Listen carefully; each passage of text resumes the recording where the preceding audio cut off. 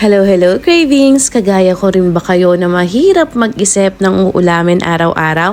Meron akong isi-share sa inyo na napakasarap na ulam.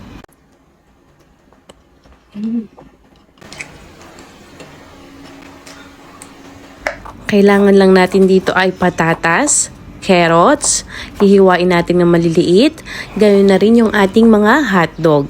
Yung ating mga carrots at patatas, ipiprito muna natin.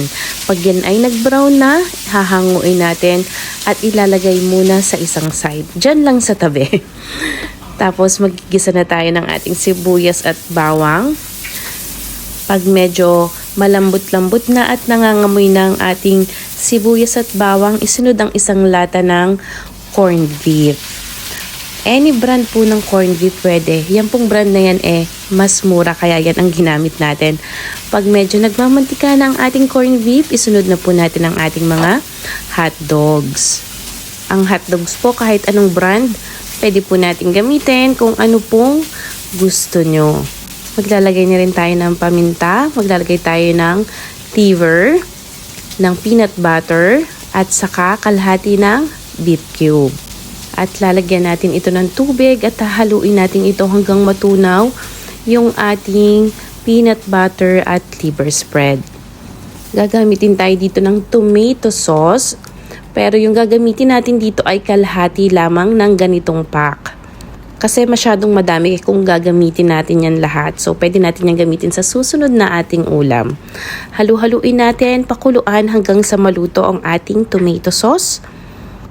At isusunod na natin ang ating mga gulay. Ang ating patatas at ang ating carrots. Yes, carrots po ang tawag ko, hindi po carrot.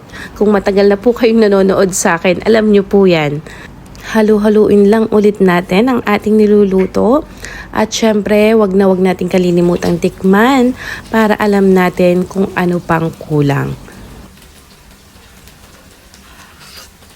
At medyo gusto ko ng may matamis ng konti, kaya nilagyan ko ng konting-konting asukal at konting-konti lang na asin.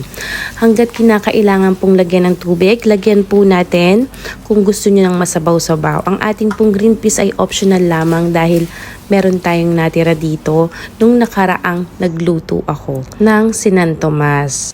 Ang dish natin for today's video ay pwedeng pambaon ng mga bata at pwede din po itong palaman.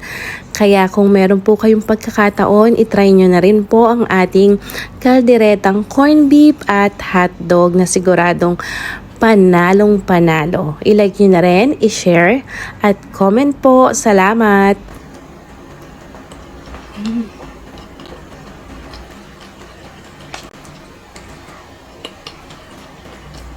Sarap.